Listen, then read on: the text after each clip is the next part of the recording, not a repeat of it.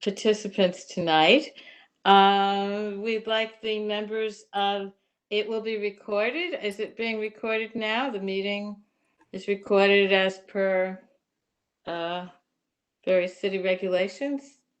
The little red, Taya, does a little red indicator mean it's being recorded? Yes. Okay, great. So it's so noted that we're recorded. There will be times when the public can comment and other times when the committee members comment. Okay, so for introduction, I'd like to introduce myself, Betty Fibush, chair of the committee, and I'd like the members of the committee to introduce themselves. I'm not quite sure who's there, so I'll call Alec. I see that you're there. Hi, everyone. I'm Alec Duffy, a public member of the committee. Welcome. Who else do we see? Meredith? There's Meredith. Hi, everyone. Meredith Phillips Almeida, Community Board 2 member. Welcome. Oscar? Hey, everyone. I'm Oscar. I'm a committee and board member of Community Board 2. And representing young people. So That's right. I think Oscar will be going to college soon. I hope. He'll Few tell more us. months. He'll tell us Four months at soon. home. But we will be looking for another youth member. So everyone here should keep that in mind. And we can talk about that later. Not that we want to lose you, Oscar, but you're going on to college, which is wonderful. Okay, who else? Santia, do you want to introduce yourself? Good afternoon. Good evening. Apologies, my Webex isn't working well, so my camera will not be turning on because I get frozen. My name is Santia Policia. I am a community board member and a committee member. Welcome. It's good to see everyone after the holidays and in the new year. Are there any other members of the committee that I haven't noted yet? Please speak up. No? I'm sure other members will be joining us. And are there any board members who are not on the committee but would like to introduce themselves? Is Barbara there? I'm Barbara Zoller-Gringer, second vice chair and chair of the Parks and Recreation and a former member of YECA. And always in our hearts. So thank you for joining us. So the next part of the agenda is to review the agenda. We're pleased that Camille Samuels, Superintendent of District 13, will be joining us. Karen Watts, the Executive Superintendent, was on the agenda. Unfortunately, she can't make it, and we will invite her for a future meeting. We have Maddie Fox, whom we've met before from the Participatory Action Research, the PAR from District 15. And we have Nan Richardson, who is representing the parents and executive from the Harbor School. We have the chair's report, other community business, and community forum. So the next on the docket is the minutes. The members were sent minutes digitally. Are there any comments, objections, or can we approve by consensus?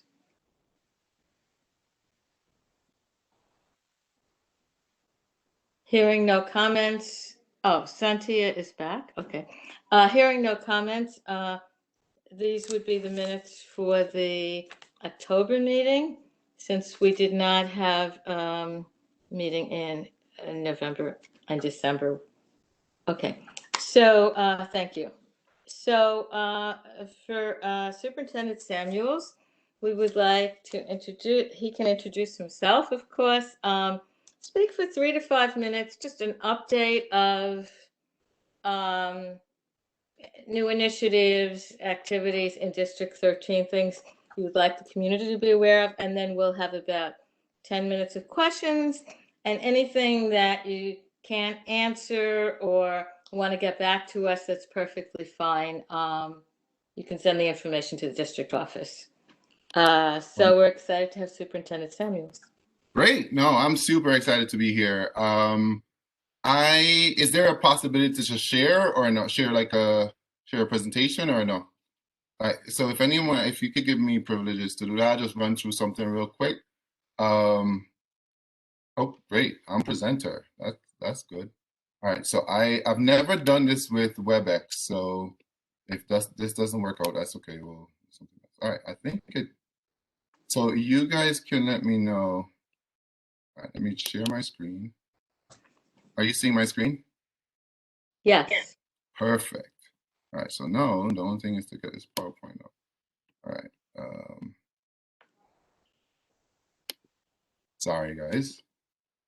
All right. That should be good, right? Excellent. Perfect. All right. So first, there's some members on my team on. Hopefully, I can get everybody. I know Laurie is here, Marion. I'll just like to say thank you for having me. I know another community board says I have a standing invitation. Like, if Yeah. I hope that's the same here. Absolutely. I'm really Yeah. excited to have a continuous dialogue with all the community boards.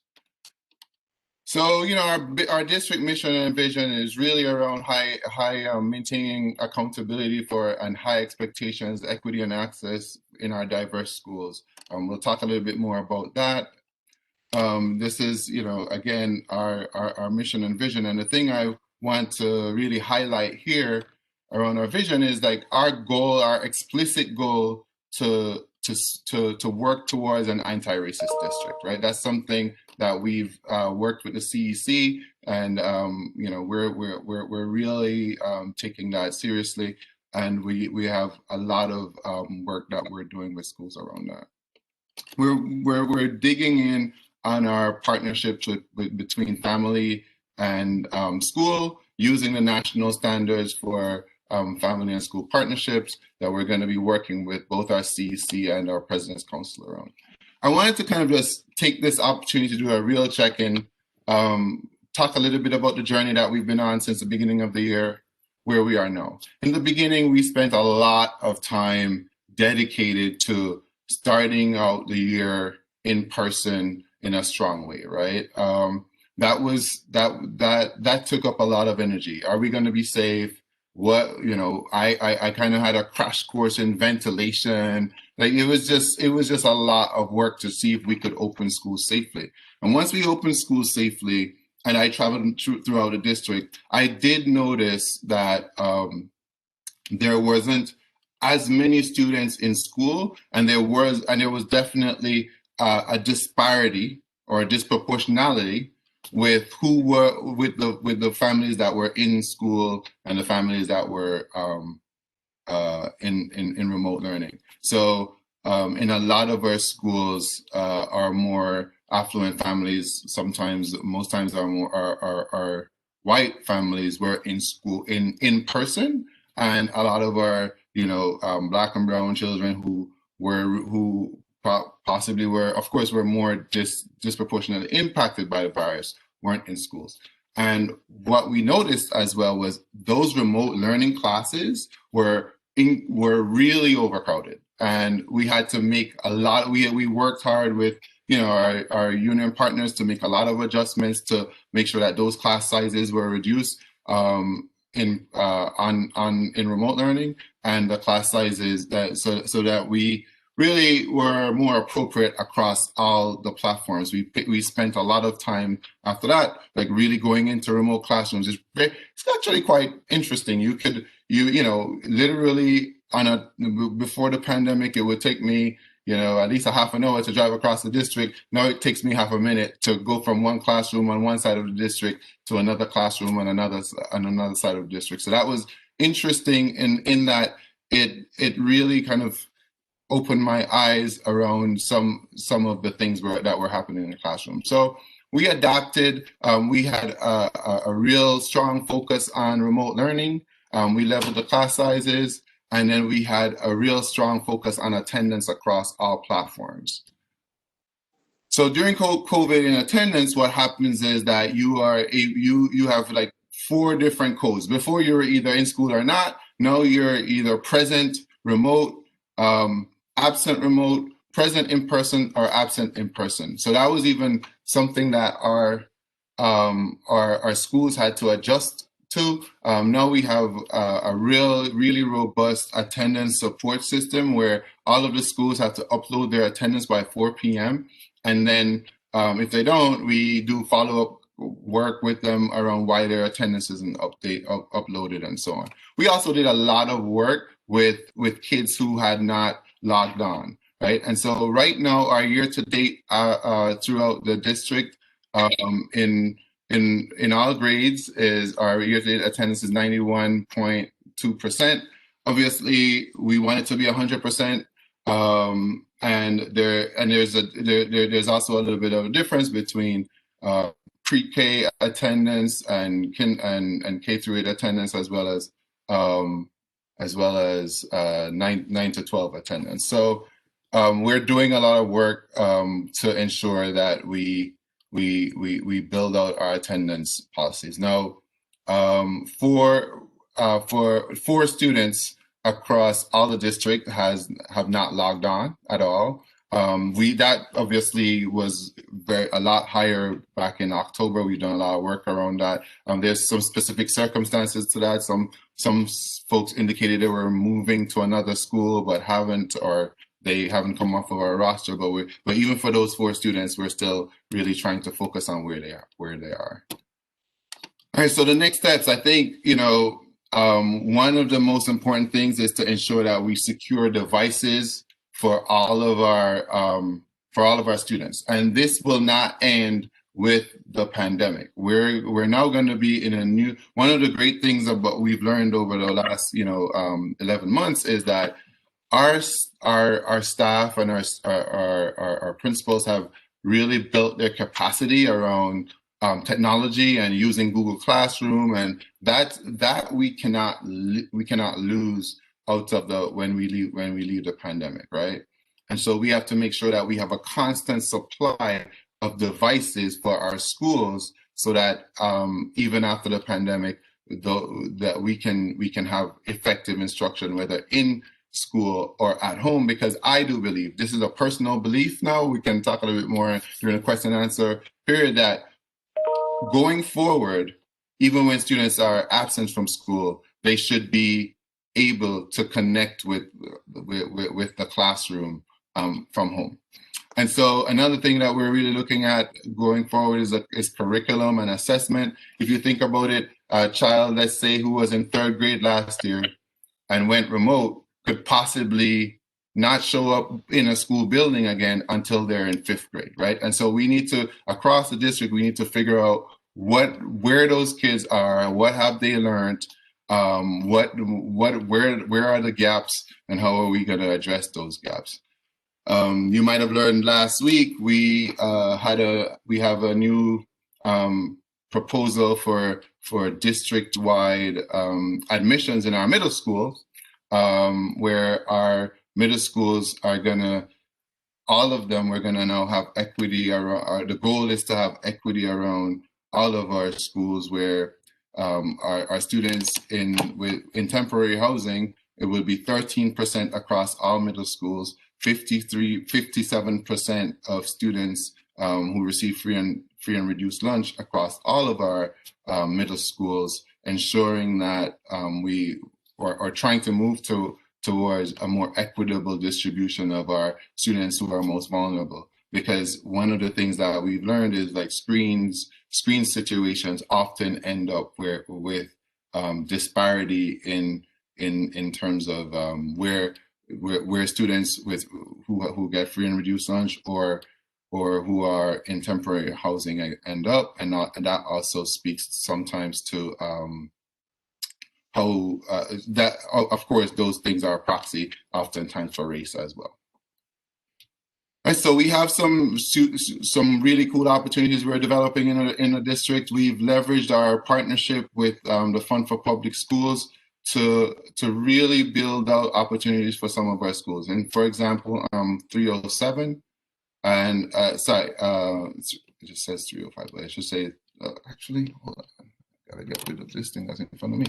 Yeah, so the PS8 and Arts and Letters 305 initiative for this community board really should probably focus on PS8, because Arts and Letters actually moved to Bed-Stuy, which is moved out of community board 2. So what's happening with PS8 is a lot of parents who got what were those COVID EBT cards who didn't need them, who felt like they didn't need them. What they did was they decided to to write checks equivalent to those cards that were then donated through the Fund for Public Schools for a Title I school that was nearby. I thought that was a really great start to PTAs across schools throughout our district beginning partnerships. And there's a lot of other fundraising initiatives and conversations that are also happening. We have, as you might know, the STEM Center that's coming from Councilman Levis' office has really been instrumental in that. We are going to we're going to have a STEM Center in the Brooklyn Heights Library that's going to be being renovated, and that we're going to ensure that students from across the district, no matter what school, has access. We're going to be tracking that as well. A lot of our schools did also receive some funding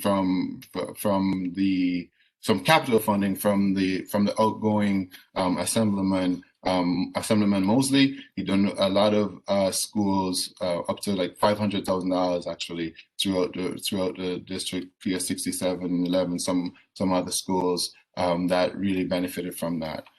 We also have some corporations that we've engaged.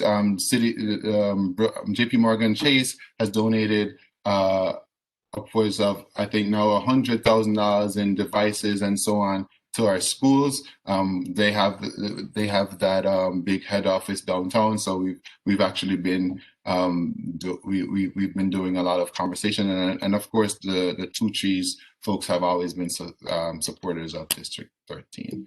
So I want to make sure I finish up real quick. So we recently, during COVID, I have to give my my deputy superintendent Megan done a lot of credit for this. We applied and received, one of 6 districts in the state received the grant, $2.6 million grant to explore and continue to drive integration in our district. And a lot of the work that you see here, we'll be looking at making sure that we do engagement in our communities around what it means to create truly integrated schools. And so, you know, I can take some questions about that. But one of the things I wanted to make sure I highlighted was this, the idea of when I talk about we're going to move towards curriculum and assessment and really focus on that. We partnered with a district initiative called, 2 district initiatives called MSQI and one called MSQI, which is a middle school quality initiative. So in every middle school across our district, we've been able to now administer some assessments, and we're going to be able to see where kids are, and our teachers will be getting coaching about how to fill those gaps. We're also partnering with the Mastery Collaborative, which is super cool, because if you think about, you know, when you're in school or when your kid gets a grade, you really often don't know what that grade means, even if it's good, but it's 90% or level 3. The issue is, what does many parents have? The issue I have is, what does my child know, and what don't they know? And, you know, we need to go to Mastery, where it really breaks down by standard, it's not just that they have 95 in math, it's that they've mastered how to do additional fractions with with different denominators. Like they can do multi-step equations or not. Like we need to get that linear, especially as we emerge from the pandemic, if we're going to be serious about whether our kids are going to close the gap. And finally, actually two other things. I want to talk about Brooklyn Basics. Brooklyn Basics is it's a program that's really a Brooklyn-wide program that's looking at children from birth to school, and making sure that we partner with everyone in the community, like literally everyone, the bodega, wherever, to really ensure that our parents who have young children have a great understanding of what it takes to of what kids in before they even get to school really need. So that's something else that we're working on, and Laurie and my team is really pushing and focused on that. And finally, I wanted to talk a little bit about this curriculum that we're not a curriculum, this program that we're implementing in our school, especially as the anniversary of the protests come around. So Ghost Boys and Stamped, we're partnering with Teaching Matters to teach these books and programs in our 5th and 7th grade, right? Where they're going to be able to. Ghost Boys so I'll start with Stamped. Stamped is a book written by Jason Reynolds and Ibram X. Kendi, and Ibram X. Kendi wrote a book called Stamped from the Beginning, and this is basically the middle school adaptation. They call it the remix of that book. And so Jason Reynolds, who is a kid's author as well, partnered to create this. And so in 6th grade they'll be taking on this. In 7th grade they'll be taking on basically an anti-racist journey through American history. And for 5th graders, they're going to be engaged with Ghost Boys, which is a book by Jewel Parker Rose. I actually just got off a call with her, and all of our I'm super excited about it. So all of our kids, our 5th graders, are going to be engaged in this.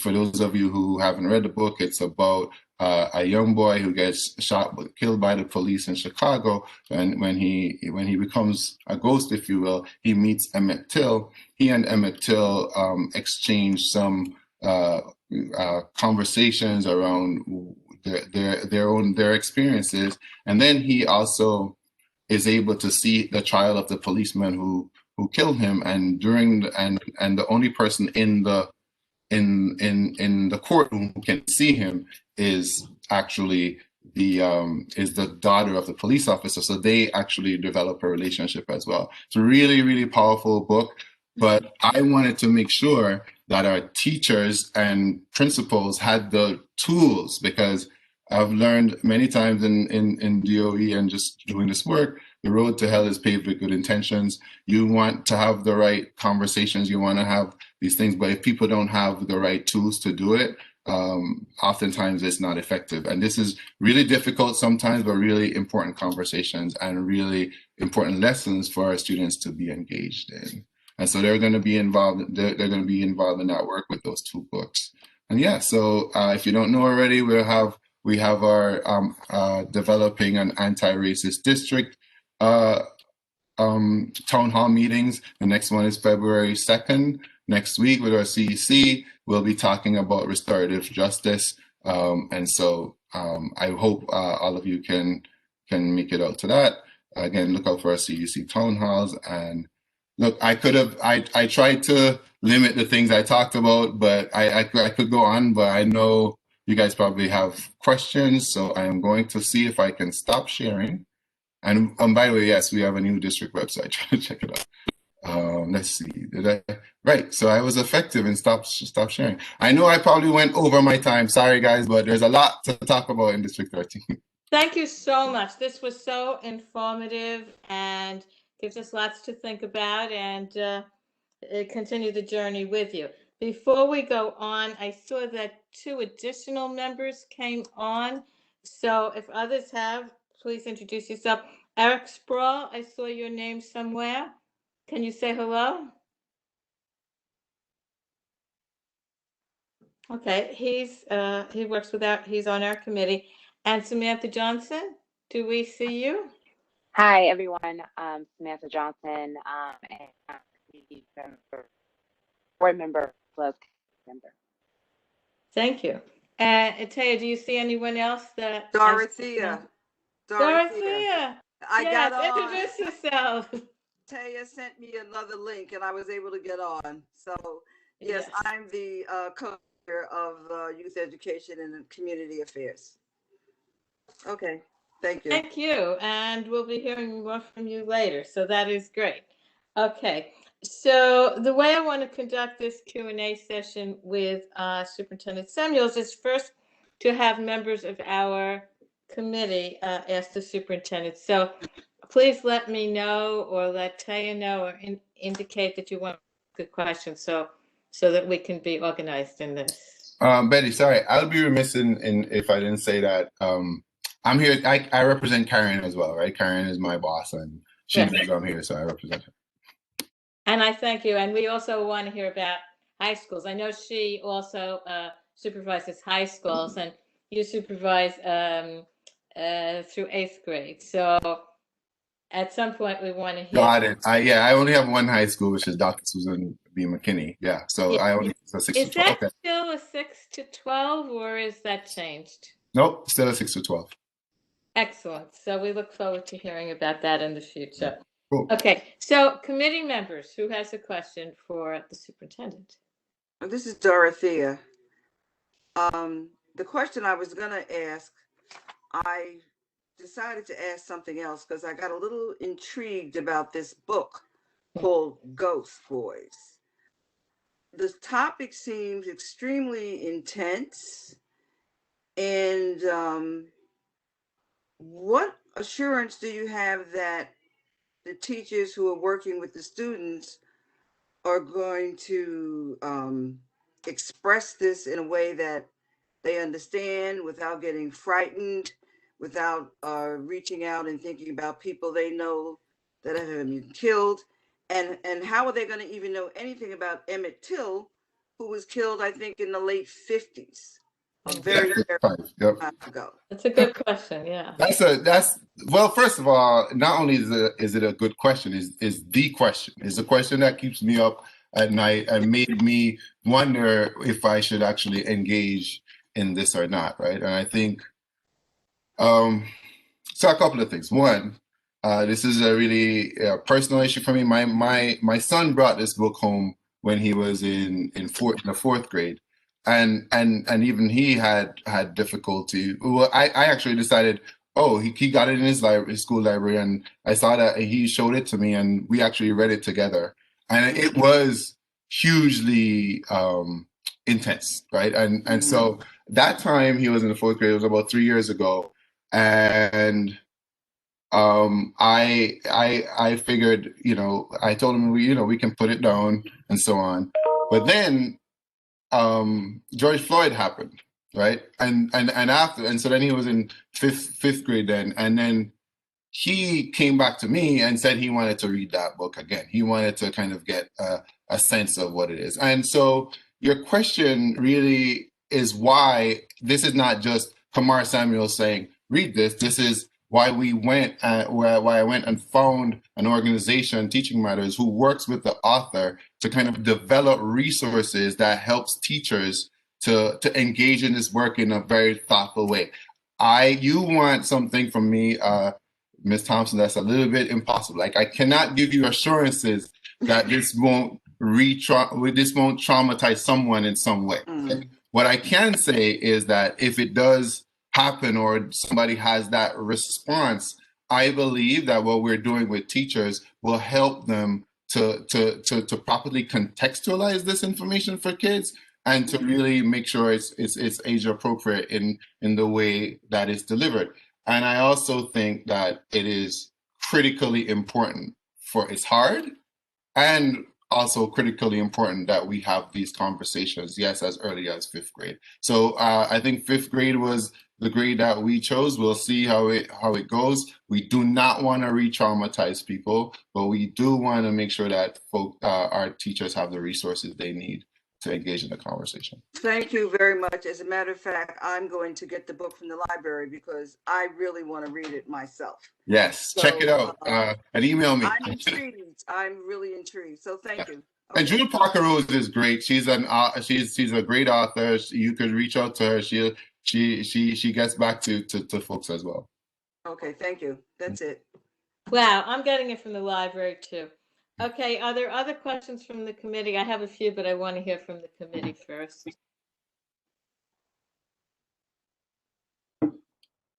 Questions from the committee? If no one has another question, then I'll ask another one. The one I was going to ask. The $2.6 million grant that you said was supposed to be done for school integration in the district. how is that money going to, or what plans have been put together so that this works, or that you think it's going to work? Yeah. So it's twofold, right? So integration has our approach to integration has two prongs. One prong is what we call the composition prong, which is how are your schools made up? Who attends school, the schools? Do you have segregated schools, which we do have in District 13, right? So that's one prong, and the other prong is all around culturally responsive and sustaining education, right? So though you may have the right makeup or the makeup that reflects the district or the borough in a school, you oftentimes, even within schools, still have disparities that play out, whether, some kids are in a gifted and talented program or a dual language program. These are the things that actually, show where segregation does show up within a school. And so the idea is to deal with both prongs. And you might have been familiar with, so that's one of the reasons why we engaged in the merger of Arts and Letters and 305, which Arts and Letters was a diverse school, but disproportionately white in the district, that was moved to and was merged with 305 in Bed-Stuy, which was a school with more than 90% Title I, right? And so that's an example of something you do for composition. Another example of something you do for composition is what we just did with the middle schools, where we're trying to bring equity to the to the makeup of schools. So yes, so we are going to be exploring other opportunities, such as how do you rebrand and reinvigorate a school to ensure that all getting to rigorous programs to ensure that all families want to send their kids to the school and are excited about sending their kids to the school. There's the school that we're really focused on where that is concerned is 287, which is in your community board. And so we have a new principal there, and we are building out, and you're going to hear soon once they give me the go ahead. We're building out a strategy where we're going to work with WXY to conduct focus groups of parents, to go into the community, go into the high rises around 287 where folks are not necessarily going to school, to really get a sense and create a program from that engagement, right? That's gonna be a program that's gonna build out the rigor that's happening in school now. So that's one example. Another example is where the other prong is to think about, when you have a diverse group of students, how do you ensure that all students are affirmed, right? And so with the level of gentrification that we see in our district, that's something that, whether from parent body to students, we're really focused on. So we've engaged in work with Dr. Karen Mapp, who is like a specialist around doing this kind of work, the dual capacity framework. We've engaged with Cornelius and Cass Minor. If you listen to the podcast Nice White Parents, they've done work in schools as well. So we're engaging with a host of consultants who are going to work with our schools to really push the piece around making sure we have culturally responsive and sustaining environments to ensure that our students are affirmed. All students remain affirmed. Thank you. Thank you. Welcome. I'm glad you mentioned 287, because that's the school that has come up in many of our conversations. So I want to, and I appreciate that there's a new principal and a new strategy. Thank you for sharing. I'd like to know, I guess this is a personal question, what about 113? Because as that neighborhood has changed, the people who are in the immediate neighborhood often will say that they won't send the children to that school. So yeah. This is a school on Adelphi Street, for those who don't know. Okay, so if there's anything you feel. Yep, so 113 is definitely huge, and a huge part of, I would say, was the second kind of round of our integration strategy. Like I just said, we're working on all our middle schools right now, so they're involved in MSQI as well. They're also co-located with a charter school, Compass, the Compass Elementary. Now, one of the initiatives that we're also involved with is an initiative called the Bridges Collaborative. Is a national integration of schools. It's a national school integration initiative, and Compass is also involved in that initiative. And so we're beginning to have conversations with the principal of 113 and the principal, Todd Sutter of Compass, Dr. Dachi of Compass, to kind of begin to think about how can we start collaborating around whether that be teaching strategies, enrollment, so on and so forth. So that's the beginning part of the strategy there, but it's definitely high on the radar as well. Much appreciated. I have a question that has come up from members of our community board, not necessarily members of our committee, who are very concerned about the recent, the media has been talking a lot about the children in shelters, maybe children in public housing, not only might or might not have access to devices, but access to the internet so that they can do their schoolwork. It isn't just enough to give someone a device if they don't have internet. So someone in our me to find out, and I don't even know who to ask, but we have the large NYCHA houses at Ingersoll, Whitman, and Farragut, and I don't know, maybe some other people on today's meeting know. Are they wired? Do children there have particular difficulty getting online? And children in those developments might be going to many different schools. So it isn't like they just go to 67 and, 67 could follow up with the children. So what is your approach to not only finding the children, but figuring out what the structural problems are, why they can't get online? Yeah. So this is the hardest, this is the hard note, right? So what we've done I'll tell you what we've done at district level for a second, and then we can, and then some of this is also school by school. I can't answer what's happening in the projects and like in the actual NYCHA housing or in the actual shelter, but I can say one, when we source with the Office of with the Fund for Public Schools, when we get devices, the main ask I have is we don't get a device without a hotspot, without the actual connectivity. And typically we've now gotten like a 1 or 2 year agreements so that whenever we are distributing a device from the district, those districts are Wi-Fi enabled. Those devices are Wi-Fi enabled, and students can use them. It makes us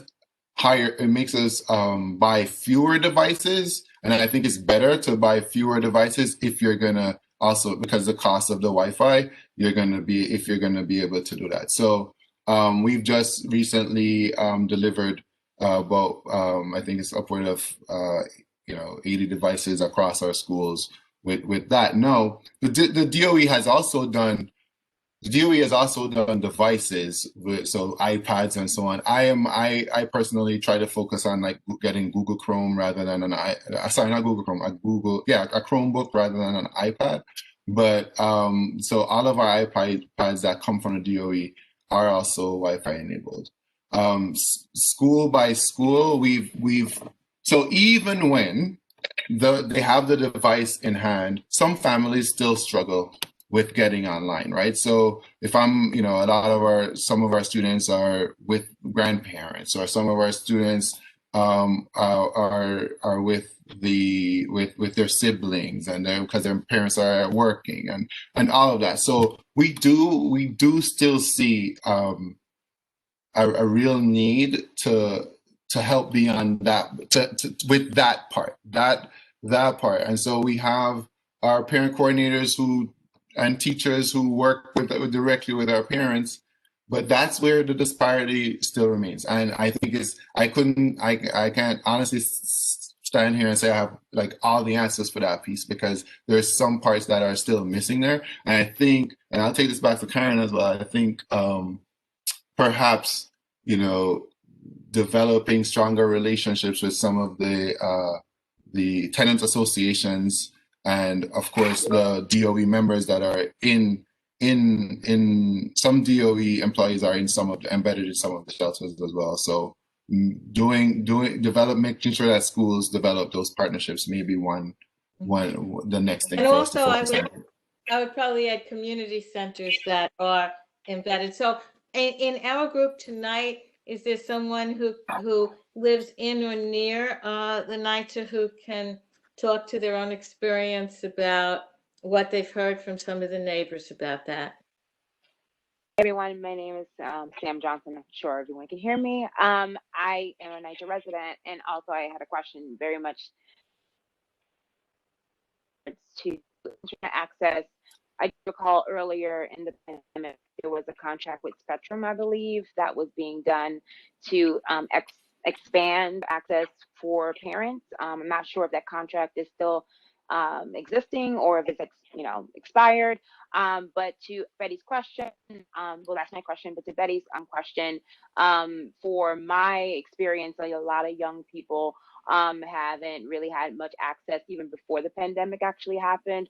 And just access to devices has been quite difficult, not necessarily because of the contract of having internet access, just the structure of some of these buildings does not allow access to Wi-Fi to be as strong as others. And so that's the infrastructure issue more so than DOE, but just to give that heads up. Another thing about just access to having the devices, I know that there have been some conversations about like returning them and not returning them, and what does that really look like, and having the ability, thank you, and having the ability to maintain those devices for the long haul and not just for the year. I'm not quite sure how that works, but my experience is that a lot of young people have had success with it, but there's still some concern about those contracts with internet, if it was provided for low cost and if that was going to be throughout the year. And then also if community centers is an option, there are plenty that can be used that are also with NYCHA that can also be collaborated with to think about that along with some of the CBOs. So yeah. And you mentioned some of the CBOs. I know you've been involved with Ingersoll, but maybe just to let the superintendent know some of what. Yeah, so there are. Yeah, so as far as any of the local shelters, local community centers, there's University Settlement that has 2 sites, and they also have a couple of the community schools as well within the district. I think MS 113, they also have they're co-located as an after-school program. Also, Ingersoll Community Center is owned by Settlement, ran by them with the DYCD as well as Atlantic Terminal, and I believe. You have a couple of Sonic programs that's also with University Settlement as well within the district. So the piece around the Spectrum issue, I know we had a lot of complaints around that with parents, because there was like they were being asked for their credit card information, or they felt like if somebody was undocumented, they didn't want to be charged. Like, so we've had a host of conversations around that with folks. But just to clarify, if it comes from the DOE, there is an opportunity to get a Wi-Fi enabled device that doesn't require. And I definitely take your point, Samantha, about the buildings and their like accessibility. We've definitely heard that as well. Like, where it's difficult to get service in some parts of some buildings, but yeah. So ours, we don't require parents to pay for anything, and we do have Wi-Fi enabled devices. Now, the other issue, I'm sorry, she mentioned something. No, it's gone out of my head. But yeah, I think I'm more than open to work, Samantha, with anyone that you think connect to anyone or have them connect to the DOE resources that will get them connected. Hey, Also, before we, I'm I sorry. just wanted to add Go one thing, Betty. I know that NYCHA has had their vans with mobile Wi-Fi. I don't know how far we've expanded with that, but that has also been something that people have used in the past. I'm not quite sure your relationship with NYCHA, but definitely something to consider as well. Cool. Thank you. Thank you. I think I saw Pastor Zach before I finish up this leg of our conversation. Did Pastor Zach have something to say? He's with a community organization in the neighborhood. I'm just co-signing what Samantha said. Yeah, absolutely. There are definitely publicly accessible spaces that should be prioritized for those students that could easily be set up with Wi-Fi. The Ingersoll Community Center being the prime space, but there are other spaces. I think the Whitman Library is open now for drop pickup stuff, and they have actually expander, Wi-Fi expander for that location now, from what I remember seeing when I was walking by there a couple days ago. But just again, we need to make sure that those students that need access to Wi-Fi to be able to function. It's not a I mean, we all know this is not a luxury, it's a necessity, right? It's Wi-Fi is a difference between them doing school and not doing school. And so we can't sit around and wait for, well-intentioned ideas. We have to make sure we prioritize every student that doesn't have access to Wi-Fi and make sure that there are spaces set up, because there are a number of empty spaces or physically distant safe spaces with Wi-Fi that could be set up for those students to work. Because we also know, again, the reality of, some of these students are living in unsafe spaces because of lead paint, mold, their apartments are unsafe. And so they're being forced to quarantine in spaces, not being allowed to go to school. And so there's no reason that there's not community centers and spaces that could be opened up to provide them with safe, accessible spots to do homework. Because again, they're also in small spaces and having to share devices, having to work with younger siblings. So again, any sort of relief and support that we could provide to these students, particularly in public housing through this stuff, we need to make sure we're prioritizing. So thank you. Oh, by the way, Pastor Zach, I think I owe you an email. I'm sorry about that. I'll try. It's just been crazy. Thank you. I got you. Okay, so All I right. have time for one more question. Committee members, do any committee members have questions for our superintendent? Do you see anyone? Betty, I have a question if that's okay. Oh, Oscar, yes, Oscar. Superintendent Samuels, thank you for coming tonight. You brought up early on tonight that there's a sort of a gap between who's coming in person and who's staying at home. I'm curious how you bridge that gap. I know that's something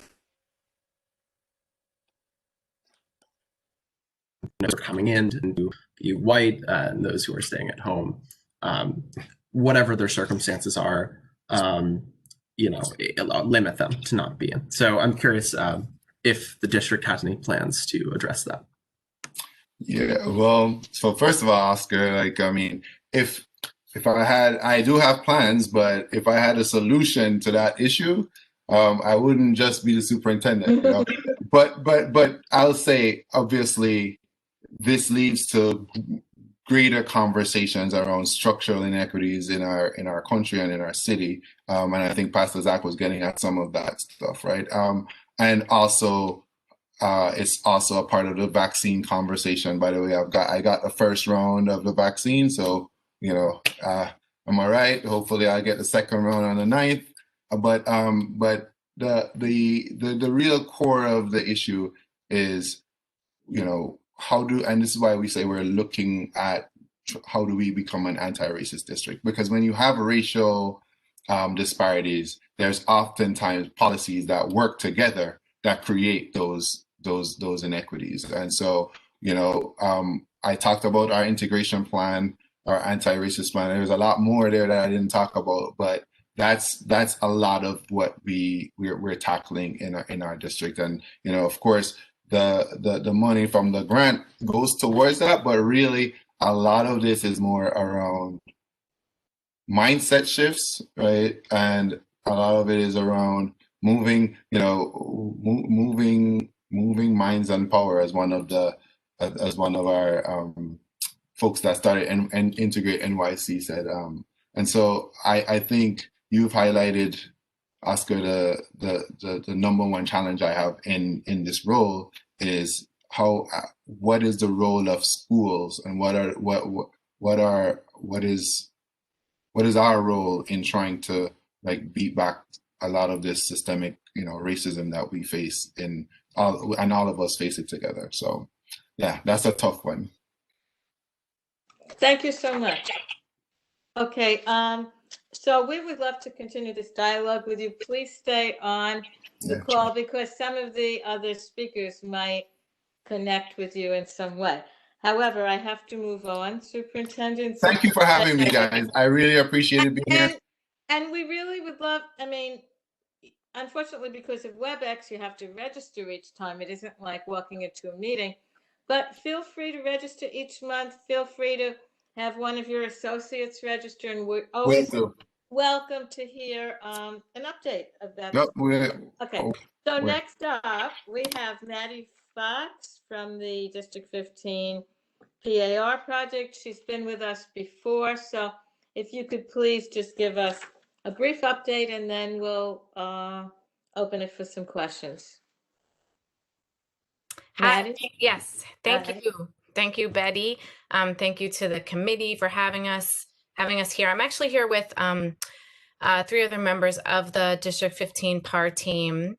And we thought it might be helpful for us to just briefly give an overview of what we've done and what we've found and what we've recommended and kind of where we're at now. I don't know if that would be too much. You can let me know, Betty.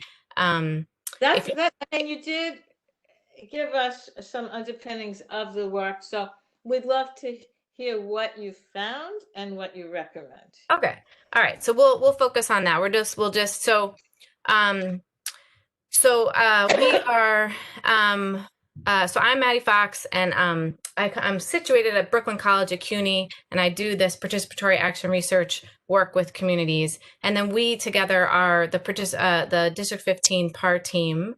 And just very, very briefly, participatory action research is a way of centering those who are most impacted by a question or an inquiry or a problem or an issue as the leaders and kind of integral and centered in leading an inquiry kind of through all parts of a project or a process. And so we have been working together since last March. Then we had a little pandemic pause in April while we all were surviving, and then really started back up in May. And I'm here tonight I'm connected to PS15, and then I'm here tonight with Vanessa McKnight and Ashley Hamarth and Natasha Rossi. So maybe you could just quickly introduce yourselves and say what schools you're connected to, PAR team crew. Vanessa, are you here? Oh. Hi everyone. Good evening, everyone. My name is Vanessa McKnight. I'm a resident of NYCHA Housing in Red Hook. I actually represent 2 schools, PS15, where I have a grandson, 3rd grade, and a K3 granddaughter. But I'm also on the core team for the redesign of PS6, 7, 6, both located in Red Hook. And then we'll just let Ashley and Natasha introduce themselves. Hi, everyone. I'm Ashley Hamarth. I'm a parent of 2 children, a 1st grader and a 3rd grader at PS 261. And I've been on the PAR team since about June. Natasha? Hi, everyone. My name is Natasha Rossi. I have a kindergartner at PS 38. Okay. So there are about 9 other of us on the PAR team who've been working on this project, and so and this project really started. And it overlaps a lot with various of the themes that Superintendent Samuels was talking about, and I know we've talked a little bit before, so we won't go back into kind of the genesis of this project, but throughout the whole thing, what we have been centered around is the question, what does educational equity mean across this sub-district, which includes just a part of District 15, but it includes PS 261 and PS 38, but also PS 32, PS 29, PS 58, PS 676, and PS 15. And we've been asking, so what does educational equity mean to us, for us, with us, and how does rezoning fit in? So rezoning, the DOE said they were going to rezone this area, and a bunch of community members kind of raised some critical questions about how that rezoning was unfolding in the beginning. And long story short, it led to this participatory action research project. So Vanessa's just going to say like who is on our PAR team, and then we will get to our findings. Yeah. Hi, everyone. We have a couple of young ladies who couldn't be with us tonight. We have Marcia Ross, Natasha Rossi, Nancy Randell, Esther Fiesel, Ashley Hamamoth, Ann McCarthy, Carolyn Lochran, Jeanette Torres, Crystal Vega, and the three ladies who are on the thread right in the meeting right now.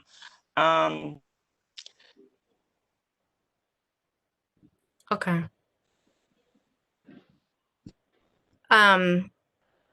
That's great, Vanessa. Thank you. And I'm trying to share screen, but it's Webex is telling me that I have to like quit Webex to do it. So I'm not gonna. Oh, maybe that will work. I don't know. It might not let me do it. We'll see. Yeah, I think it might not let me do it. Are we gonna be okay, my friends? All right. We'll be fine. We'll just tell you about what we found, although our images are good. Yeah.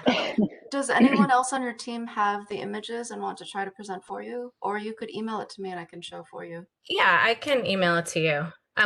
We have it like in a PDF with all the notes, so I can email it to you though. While I'm emailing this, Natasha, do you want to we'll pull it up, but do you want to just say, review our methods? Sure. So just give you a little sense of how we went about gathering data. We used a variety of methods.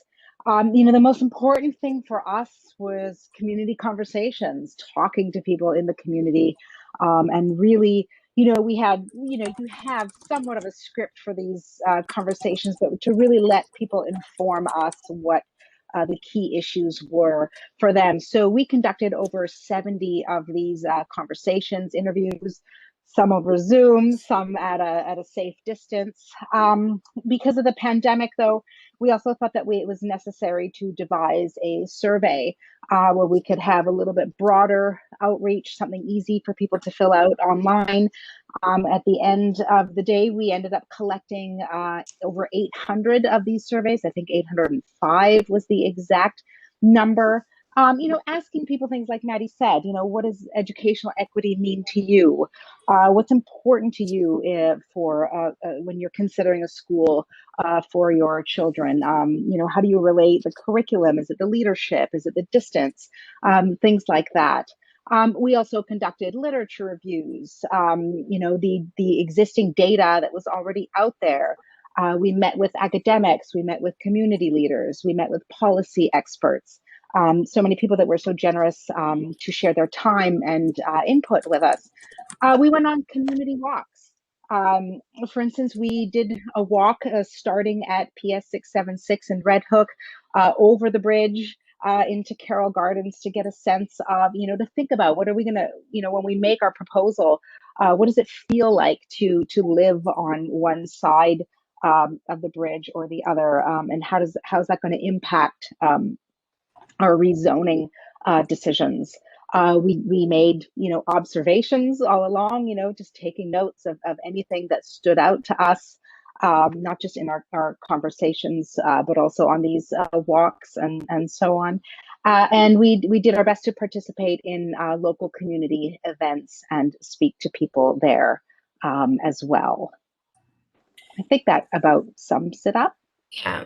And just to say, like, throughout in the thinking around developing our team and developing our methods, like how were we going to figure out what questions to ask, who we're going to talk to, we were pretty explicit. You know, the sub-district itself is a diverse by race, ethnicity, and by socioeconomic status. The district itself is diverse, and we were explicit that the PART team itself, that our team itself is made up of majority community members, like BIPOC community members, and that we were accountable to the BIPOC communities across our sub-district. So we really focused our methods and focused our outreach and focused our relationship building and with and in like Red Hook and Gowanus, and then as well across the whole sub-district as well. This was led by PAR team members ourselves who are from and with and of those communities and across the sub-district. I don't know, the files is a really large file, so it may or may not come through, but it's okay, we'll just keep going. Maddie, in the interest of time, yeah, and I appreciate the depth of the richness of the work. If you can let us know your recommendations, I think that's what we really want to hear. Okay, sure. So, I mean, just to say, like, yeah, so we can get to our recommendations for sure. So, we recognize that the rezoning isn't like a magic solution, right, for dealing with issues of equity across. It is a lever, and thinking about how to move that lever is quite complex, and it's especially complex because of the particulars of the local context in any area, including in our sub-district. So our recommendations include one, so PS 676 is a school on the other side, on the other side of the sub-district, and it is a school that has lots of room for more students. It's located in Red Hook. It is majority Black and Brown students from NYCHA housing in Red Hook, and it wasn't part of the kind of initial proposals for rezoning in this whole that the DOE launched, almost 2 years ago. And so one of our recommendations is that PS 676 needs to be centered. So any rezoning, and that is relevant for your end for the kind of north end, because of the ways that we're all interdependent and interconnecting. So PS 676, one of our recommendations is that it be centered, and that any rezoning is going that it be good for PS 676 and for Red Hook. And Red Hook itself is kind of unique in its geography, and so there are these particular considerations to think about the whole in relation to that geography. And so one of the things that we're recommending is that there be a serious exploration about 676 transforming into being a middle school.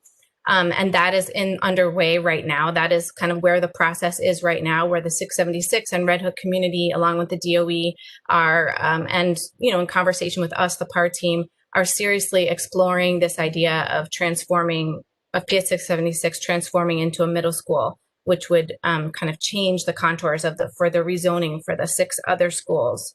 And then our other, we recommend increasing educational access across the subzone. And we have some particular ways that we're recommending doing that.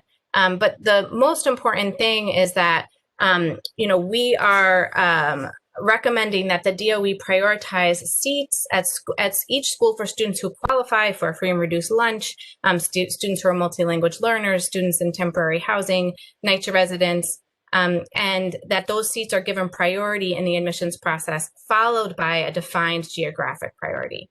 That was a lot of words, so we can unpack that together if you'd like to.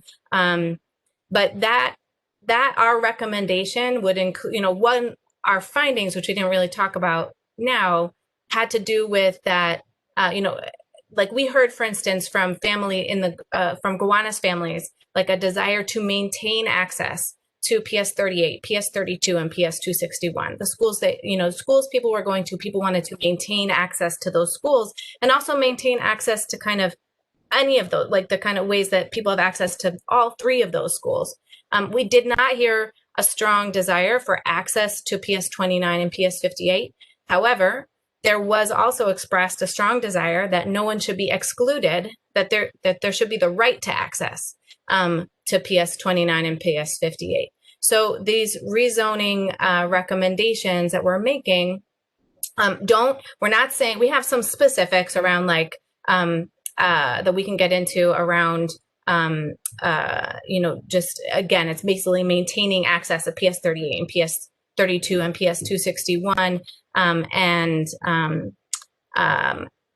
then we also but we don't have like a map, right? We weren't recommending a map. People really wanted to know if we were recommending a shared zone or not a shared zone.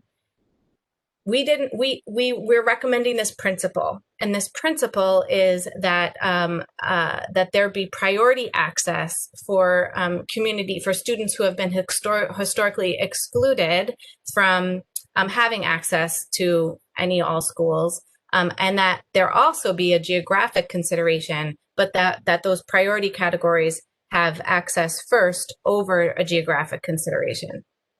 So where we're at now is that DOE has to figure out how to make that into reality. And there are a few different possibilities to make that into reality.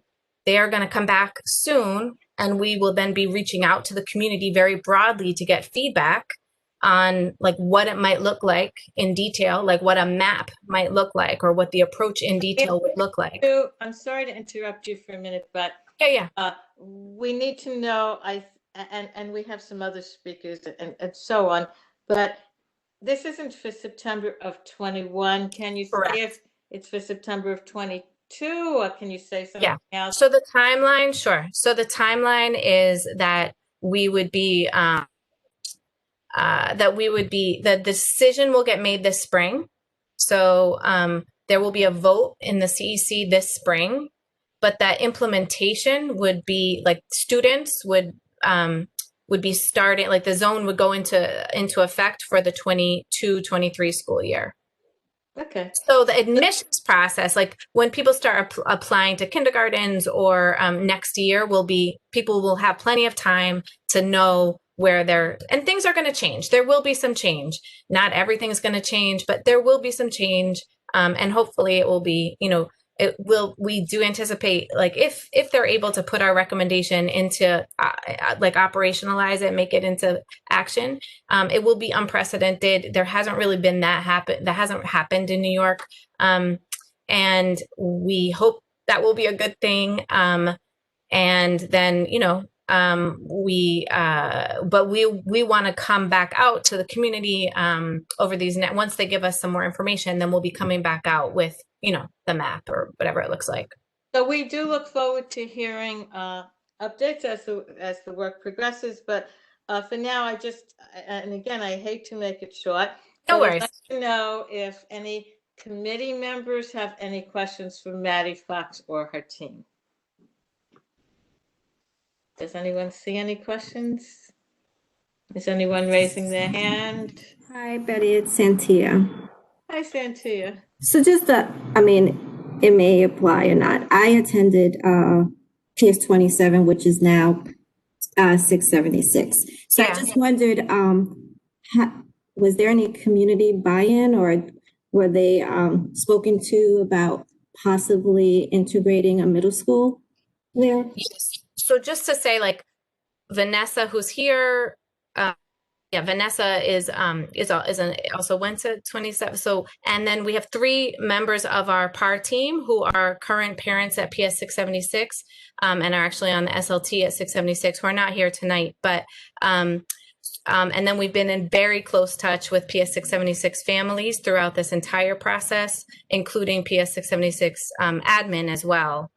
This idea really came from within the PS 676 community, but it's complex. 676 was K through 8 and K through 12, and I would say there's and then lots of folks from Red Hook have a long history with, everyone has a relationship and there's a lot of history with 27 or PS 676. So I don't know if Vanessa, you want to speak to it as well, but we're in that, all those deliberations and discussions are very much ongoing, and this would be a decision taken with the community, not without. Did that answer your question? Yes and no, but it's fine. Maybe Vanessa, I don't know if you want to speak to it. Hi, Maddie. I went to 15s, not 27s or 676. That's why I wasn't speaking. I know it's a lot of us on the team, and we speak about what elementary schools we went to. But I can give you guys a short history. As far as I've known, since the 70s, PS 676, formerly known as PS 27, has struggled very badly. They didn't have great support. Most of the support went to PS 15 at that time. We didn't have the charter school, which we have now. So once the charter school came, it split to divide even more. So that's one of the reasons why I work with 676 closely, although my grandchildren go to PS 15, is because I've seen the struggle and the lack of support from the Department of Education and anyone else that's attached to schools, that it's just been like forgotten land there. We're picking up some momentum now. We're changing the tone of the school. We don't speak of it too much in the past because we're trying to bring it into the future, and we want to erase the stigma of the school. We work with the superintendent, but it's kind of iffy, and in my opinion, it's stagnant, but we're pushing forward. The community is on board. The school, I'm on the redesigning team as a core member. We have changed the narrative of the school to make it a maritime school. If you walk into the school at this point, it's more inviting than it's been. The kids are very interested. If anybody knows about Red Hook, we pretty much live on an island, so we're surrounded by water. They're always going on the boats. They have a lot of sea animals in the classrooms now. It's and people are really starting to talk about it, and people across the bridge on the other side, which is still in this district, have to actually inquire about it. Children love water, children love turtles and little eels and those types of things. So that's where we're at with it right now. So the school is starting to look much better because they have support, and they have us who are on the ground trying to make some of their dreams reality. Thank you so much. And that's a wonderful way to end this segment, making all of our dreams into reality for our children. So thank you. To be continued. So next on the agenda is Nan Richardson. Are you still with us? You've been very patient. Where is Nan? Hi, I'm still here. Hi, Betty. Nan. Okay, so tell us, our time is marching on tonight. So tell us very briefly what you're here for. And I know that you want some type of support from us, which might involve a vote. So, Hi, I'm here with several of our parents. So you'll see on the board there, Bridget Bethea and Kane Platt, and also one of our teachers, Lenny Speragan at the Harbor School, who are all CB2 residents and are coming here to speak with me. We're approaching the board, because I live here too, and went through PS8, MS8 with 2 kids. And now I'm at the PTA of the Harbor School. And even though the Harbor School geographically isn't in our district, we are connected in so many ways. First of all, a large contingent of parents from CB2 go to the Harbor School and have historically gone to the Harbor School. It's a school that started in Brooklyn, in Bushwick, back in 2007, and then it moved to Governor's Island in 2010. And at that time, it's the only maritime school in New York City, high school in New York City. And it's a kind of incredible school because it stresses this kind of experiential learning, which is amazing. It's also a school about the environment and about climate change. And it's a small school, but it has ambitions to grow. It's only 400 meters across the channel, Buttermilk Channel, to so it's actually closer to Brooklyn than it is to Manhattan. And that said, our boats, all of our boats, we have a fleet of boats at the school, are located in Brooklyn, at the Brooklyn Navy Yard. So we've got all these ties. That said, the school is kind of in this vulnerable position right now because Governor's Island, as you all are aware, is undergoing a massive sea change with a proposal for millions of square feet of office space in the shape of 20 and 30-story buildings for development that the trust is putting out as a ULURP proposal that's going to come before the city council this year, and it's really going through a pace. Community Board 1 in Manhattan had multiple hearings on this, and they came out with a resolution supporting the harbor school because for 10 years, since we came to the island, 2010, we were promised, Bushwick is the most landlocked part of our city. And we have this school that teaches kids how to operate in a marine environment where they're on boats all day long, where they're in the water all day long. And 50% of the kids come to watching us TV, not knowing how to swim. And so we have to go back to Bushwick 4 times a week, taking a van filled with thousands and thousands of pounds of equipment, which Lenny can speak to because he is our diving instructor. And that round trip, loading the stuff, unloading the stuff when we get there, driving it over there, loading it back up, driving it back to the island again is, many, many hours of the day for the teachers involved and for the students involved. And then plus there's the lack of the swimming facility. So when we moved to the island, we were told that we were going to get some kind of aquatic training facility on the island as part of the school. 10 years later, going on 11 now, that never happened. Plus the school is overcrowded. Plus the school doesn't have a gym or doesn't have an auditorium. And all the facilities that we were promised then have never come to pass. With this ULURP, there's a great and present danger that the entire island is going to be developed in such a way that all the real estate there is going to be gone. So Committee Board 1 chose to support us with a very strong resolution and saying that they supported the Harbor School in its search for facilities at last to enable it to fulfill its mission.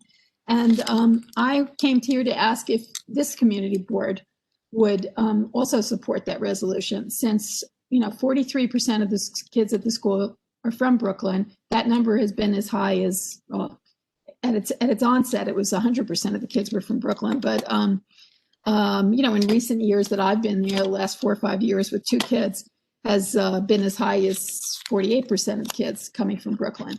So, it's a school that has a lot of connections to us. It would be very meaningful, I think, for this community board to support it, and the Red Hook also, which is getting a harbor middle school sometime in the near future. It's been much discussed, and of course, COVID set it back like it set everything back for us. But, the city needs more of this type of education. So I'd just like to ask Lenny and maybe Kane and Bridget to say a word or two about the school, and then, put it to you all. Okay, so before they speak, and thank you for your patience, I want to understand, and I'm sure my committee wants to understand, specifically, who is the letter to and what does it say? Because that's what we have to vote on. So we need to understand that. Okay. I can put in the chat the resolution. The resolution. So the letter is to support the resolution. Correct. Yeah. Okay. So who is it to? It's to the mayor and the city council. Okay, so that again, I have 7:25 and we still have a bunch of things. So I really want to hear from the members of your team very briefly. As some of you know, I'm a fan of the school. I've done a lot of work there. So, yeah. The teacher, the parent, please speak. Hi, my name is Lenny Sperigan. I am the teacher of the professional diving CTE, that's a careers technical education. And what Nan had described pretty much encapsulates our scenario. I'm actually stealing time from the students' main studies and homework time so I can take my students out to Bushwick to fulfill the diving training that's required for my program. And on average, each class is losing approximately 7 to 9 hours a week in terms of study time for a school that was promised a facility that would house a pool on Governor's Island. It's not just hard on the equipment, it's incredibly hard on the students. Sorry, that's my piece. Thank you. Thank you. Is there another member of the team to speak? Yeah, hi, I'm Kane Platt. My son is a freshman at the Harbor School.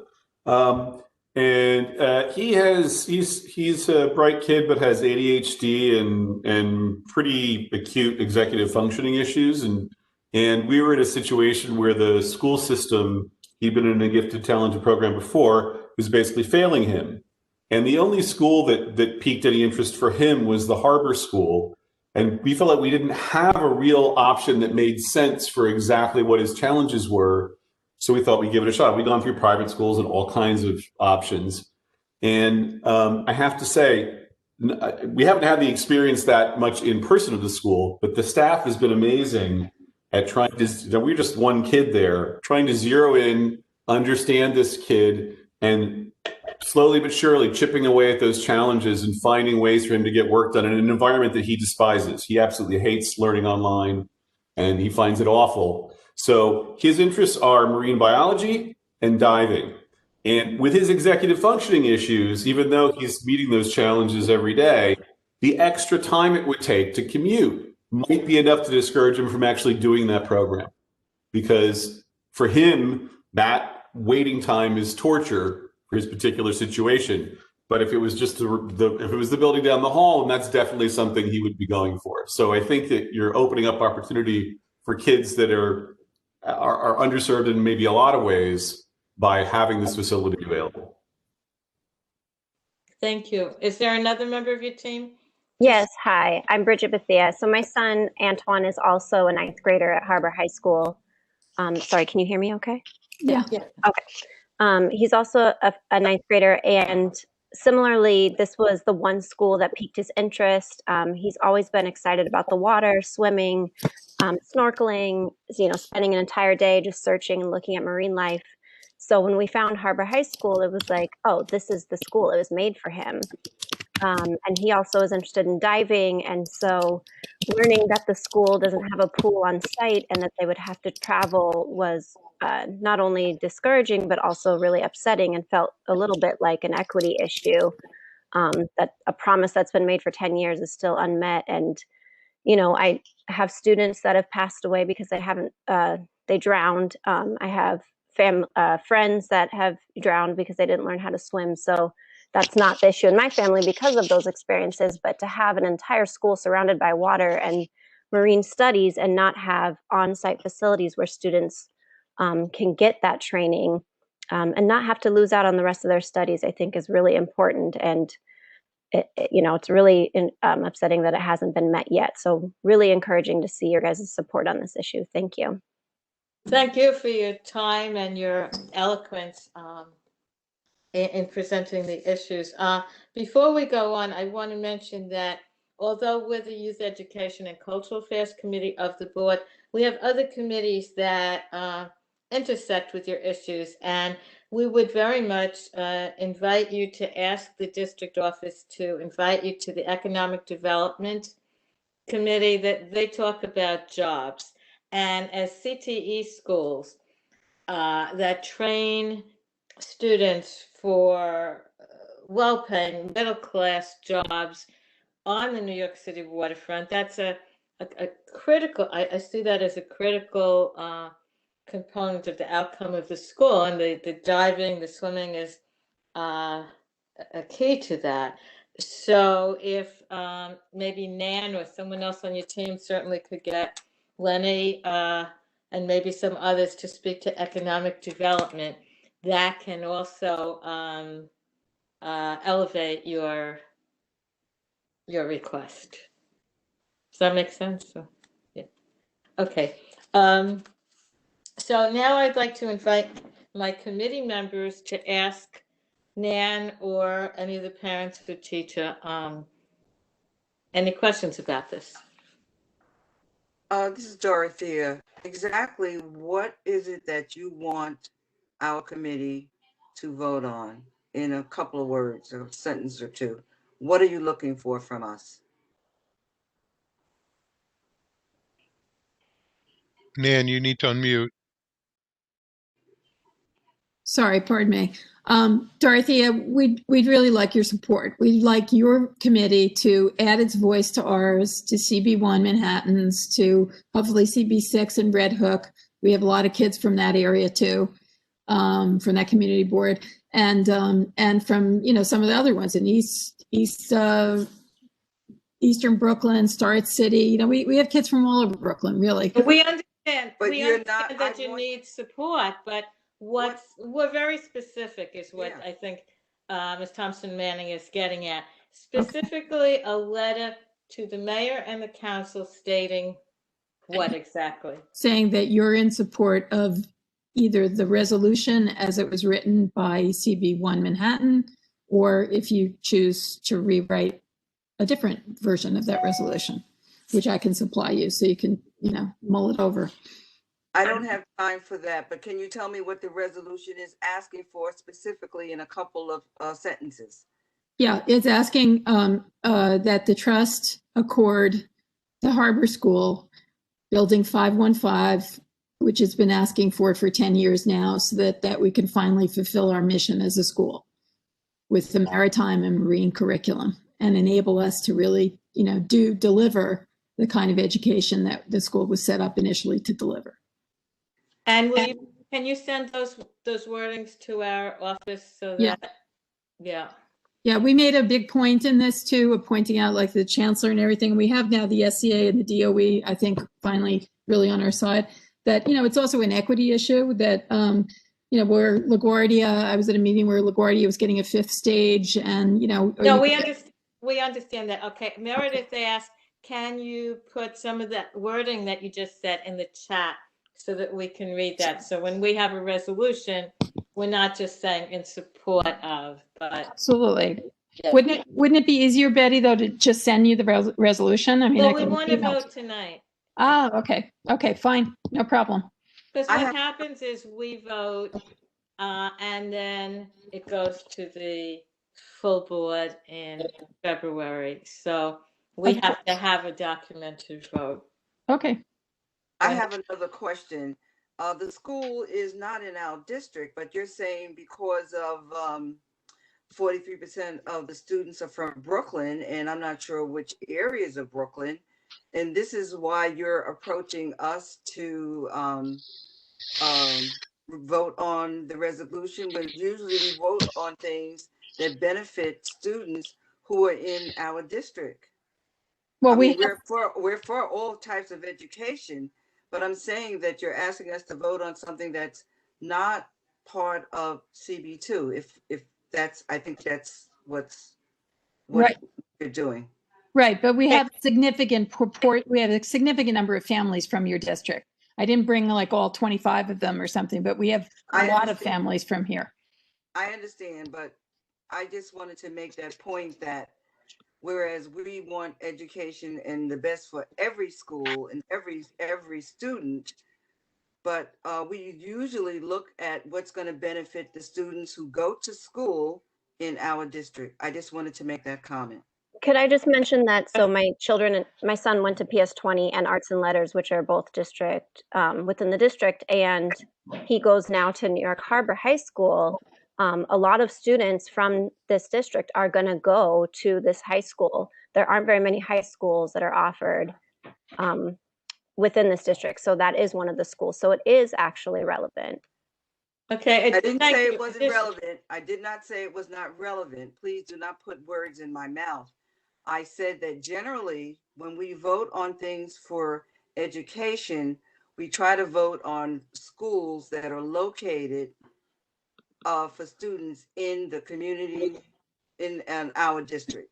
So I did not say it was not relevant. Understood. I did bring this up at the executive meeting because I wanted exactly the clarity that you're talking about, Dorothea, because the school is in an island. It's zoned as Manhattan. It's closer to Brooklyn. And as high schools are citywide, a large percentage come. And so I asked Mr. Singletary, our chair, what is our relationship like with Governor's Island? And and the school as a result of that. But apparently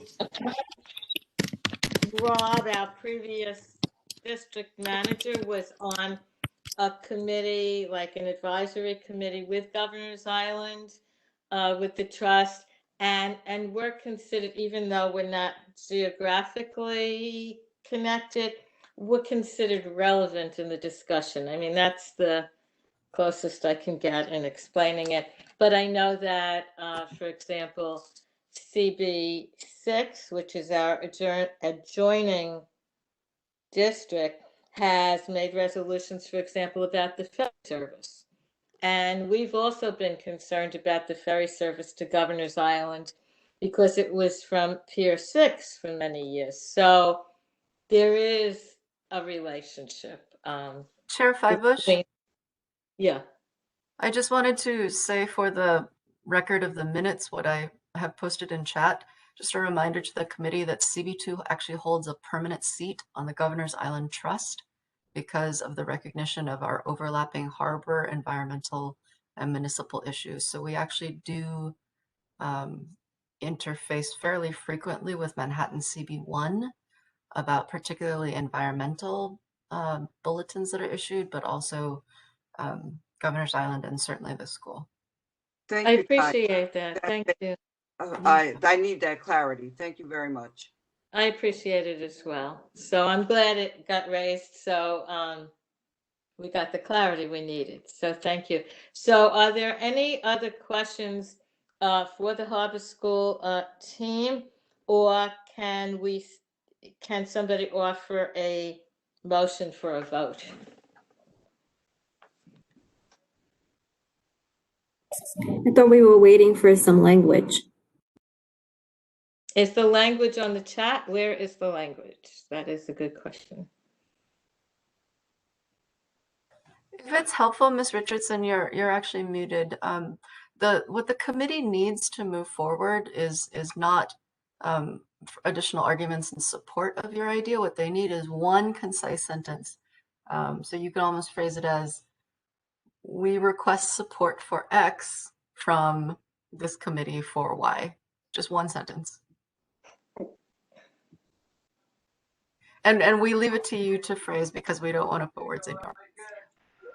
But this is Meredith. But if I could add, it can't be that we request support of the CB1 resolution because we don't know what's in the CB1 resolution. So it has to be more specific of an ask than that. I think what was said, what I heard, and please correct me, that we recommend that the trust accord to the Harbor School building 515, I think, if that's correct, to support the maritime curriculum as well as students' need for classrooms and instructional space or something to that effect. I think if we get in, we're asking that the mayor and the city council, I think, support that the trust, it's the trust that has to give this high school building, give the Harbor School this building 515. That was what I thought I heard. Yeah, sorry, I tried to put it in the chat and the chat froze and I had to start all over again. So basically, we're asking for the trust to give Building 515 to the Harbor School to enable it to fulfill its mission. And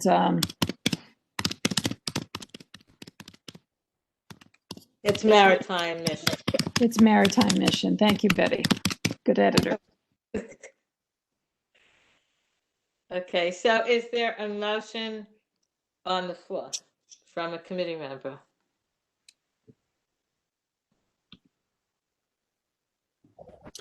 Alan? Yeah, I propose that we accept the resolution. Thank you. Alex, so Alex moves the motion that the trust accord, blah, blah, blah. Okay, is there a second? I'll second that. Who's that? Oscar. Thank you, Oscar. Okay, so can we have Ms. Richardson, could you confirm the language, please, that I just typed in chat? And maybe speak it out loud for the recording? But our secretary? I think it isn't to the trust, it's to the, I think Right. I heard them say it's to the mayor and the To the council. city council, because it's coming up fast for a vote at the council level. Yeah. That's right.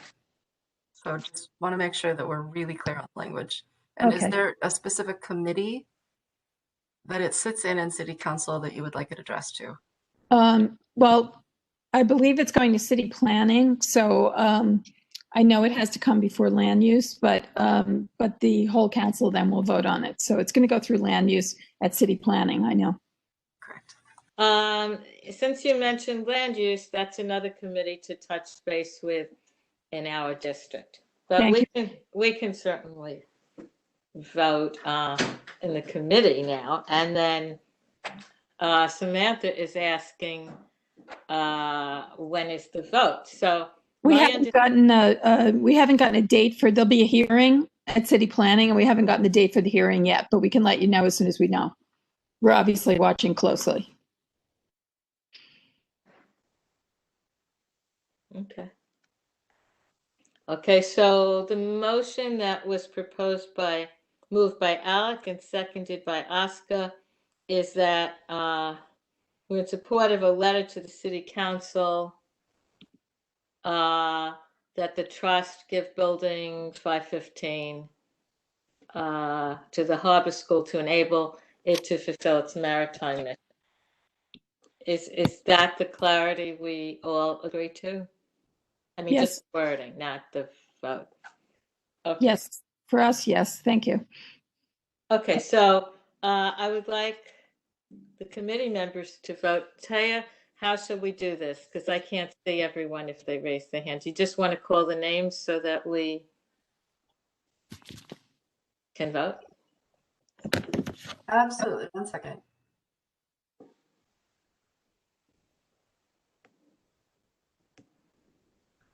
Well, we'll start with Ms. Feibush while it's opening. How do you vote? I vote yes. Okay. Meredith Phillips Almeida, how do you vote? Yes. I will have the rest of the list shortly. Nicholas Ferreira is not with us this evening. Samantha Johnson, how do you vote? Yes. Oscar Luckett, how do you vote? Yes. Tia Pelliccia, how do you vote? Yes. And Alec Duffy, how do you vote? Yes. Okay, so that's one. And Dorothea? Dorothea Thompson Manning, you were at the top of my list, which is why I missed you. How do you vote? Was that a yes? Oh, we can't She's hear you muted. for some reason. Abstaining. Abstain. Okay. Okay, so that's 1, 2, 3, 4, 5, 6 to 0 to 1. Is that correct? Correct. Okay, so thank you to the Harbor team for sharing your update, and we will be moving this forward, but we encourage you to reach out to the district office tomorrow, if not sooner, and get on the docket for the economic development and land use, because the more committees that are involved in this conversation, since it's layered, it isn't just about schools. I mean, we see a very strong connection to job opportunities, especially for young people that might be lower income, et cetera, to catapult them into the middle class job market.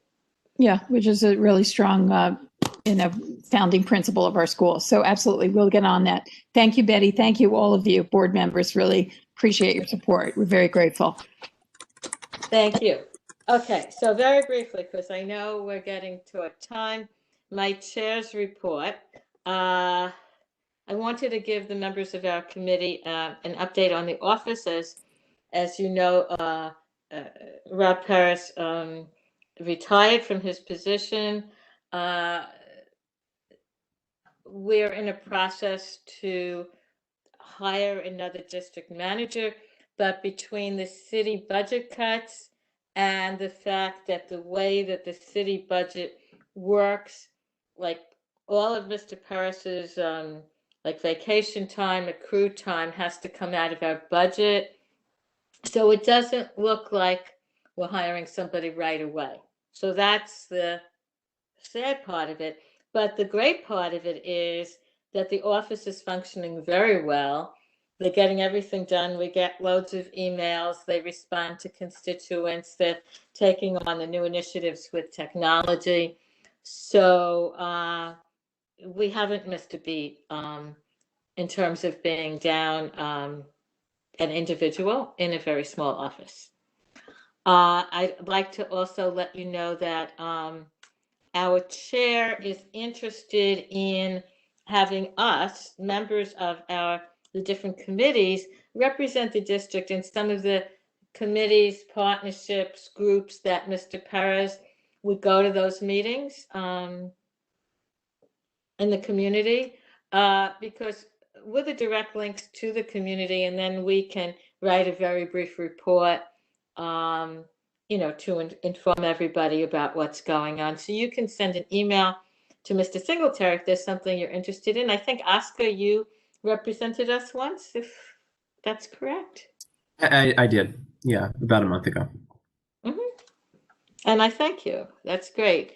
I know that we had a rather robust discussion about the Columbus statue a few months ago with Parks, and we voted very clearly, and then it was kind of sent back to us, and I heard from all of our fabulous members, why are we revisiting this? Does this mean anytime someone doesn't like how we voted, that there's a possibility we're going to change our mind? And I know from my great members, no one is going to change their mind. You're all very passionate about your decisions. However, apparently the district manager informed the other groups that it would go back to the joint committee. So no one's expecting anyone to change the vote unless you feel so moved. But we would love everyone in on that discussion. And that's February 4th, the joint meeting with the Parks. And I think Taya will remind everybody and make sure everybody signed up on Webex. I appreciate that very much. And then the last thing I want to mention is that we got an email. I don't know if everyone did or just the chairs, but we're supposed to read a document called a Statement of Needs from the City. And we're supposed to, it's kind of a dense document. It's many pages long, but it's designated, I guess, which districts. I haven't looked at it yet. But it's a tool to help the city agencies in citing their offices, their sanitation, their like social service offices. And we've had discussions, I don't think in our committee, but maybe in the full board, about when a city office needs to move to another location, and is it near transportation, and how many people would be coming to that location. So we need to personally schedule time to read, and we need to discuss this in our February agenda. And I know it's kind of boring, but that's what we're asked to do. So I thank you.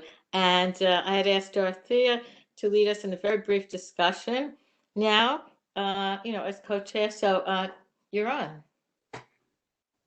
Okay, want to make sure that I'm not on mute.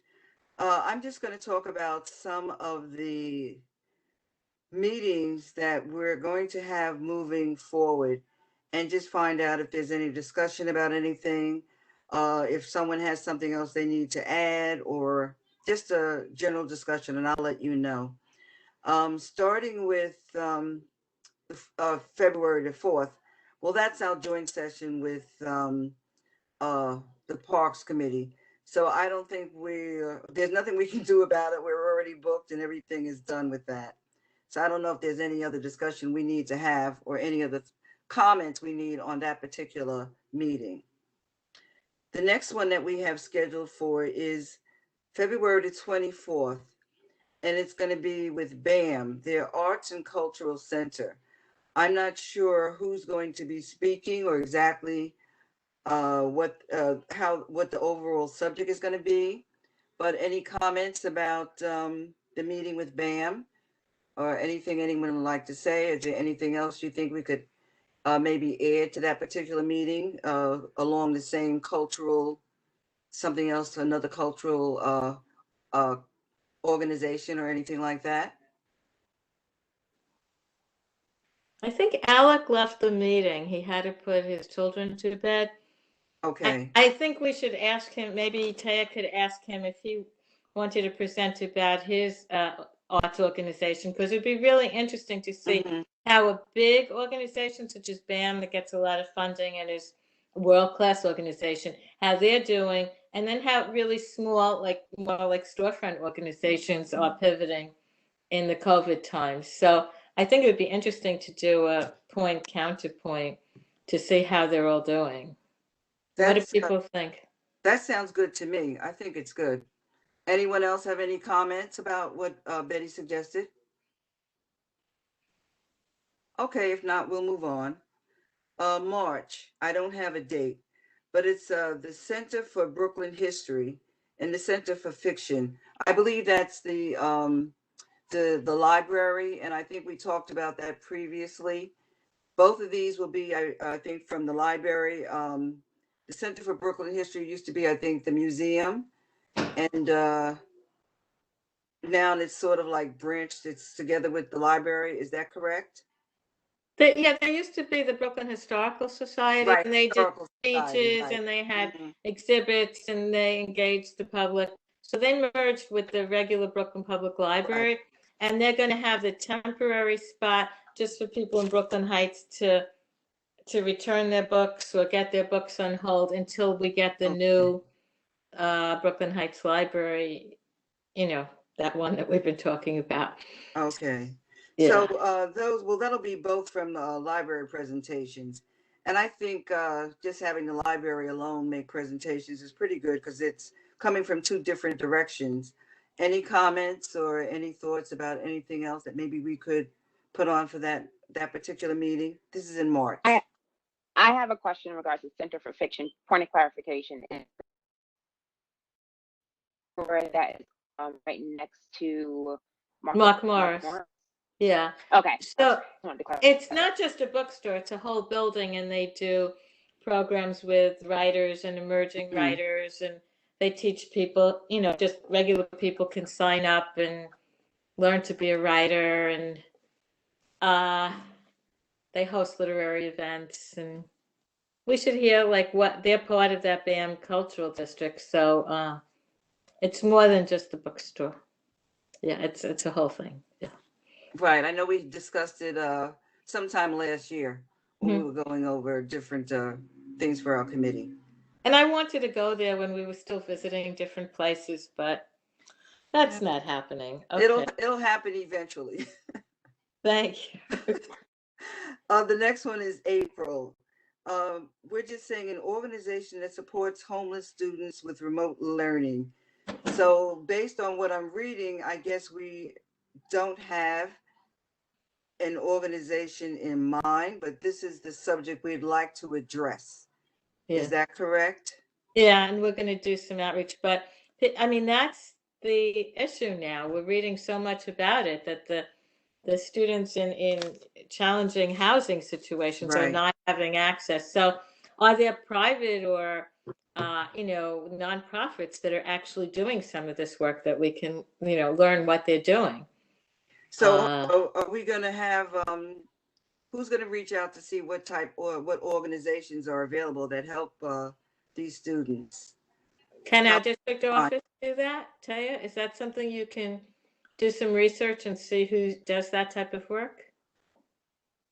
I am happy to do some research on behalf of the committee, but if any of the committee members have an interest in this, I would welcome your participation. I can support you, Taya. Also, I have a question in regards to having Department of Homeless Services inside space to kind of talk about this a little bit more about what their shelter structure has been since COVID, just so we can have a point of clarification if they can provide resources of what people they're already working with, so we wouldn't be like doing extra work. Sounds good. Thank you. I agree. And you know some of the organizations on the ground, so to speak. So if you can help Taya, connect with some of these groups, that would be very helpful. Thank you. Cool. Okay, so that'll be for April. We have nothing as of right now scheduled for May.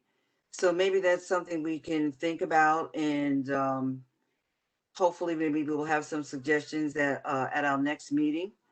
But right now we have nothing for May, and we do meet in June, correct? We have nothing for June. Yeah, but we usually have those statements, statement of district needs to work on. But the executive superintendent, Karen Watts, who was supposed to come tonight and wasn't able to, she wants to come, and I would like, this is my opinion, I want the committee's opinion, something that focuses more on high schools, because like when we hear about the schools, it's mostly the K to 8, and our high schools include Brooklyn Tech, that's graduating 99% of their kids, but that's not reflective of all the high schools in our district. So it'd be interesting to hear from a superintendent or a principal, I think, of one of the community high schools that isn't something like Brooklyn Tech, that maybe is struggling or improving or wants to let us know what they're doing. What do people think about that?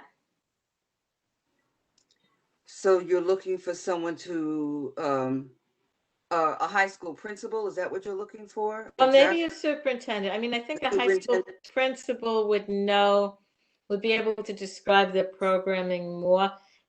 See, when we look at the high school graduation for our district, it's a very high number because we have Brooklyn Tech. But I don't personally believe that all of our high schools are graduating. Are performing the same, yeah. Yeah.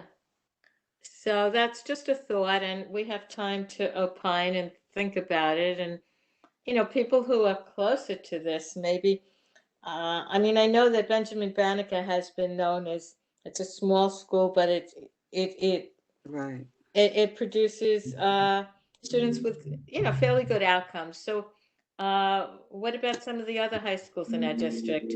Maybe, Taya, at some point you could send us a list of the high schools in our district, and then we could kind of sort it out and figure out who we might want to hear from, because there are little ones that we don't hear much about. Okay, she agrees. So maybe that's something we could put down tentatively for May. And we can discuss something for June at a later date. I don't think we have to do it now. Excellent. And we'll have those awful documents to read, and So we'll spend our time reading those documents in June. So that's it. That's all I wanted to just let you know what's been scheduled and to get everyone's opinions and thoughts moving forward. That's it. I appreciate that.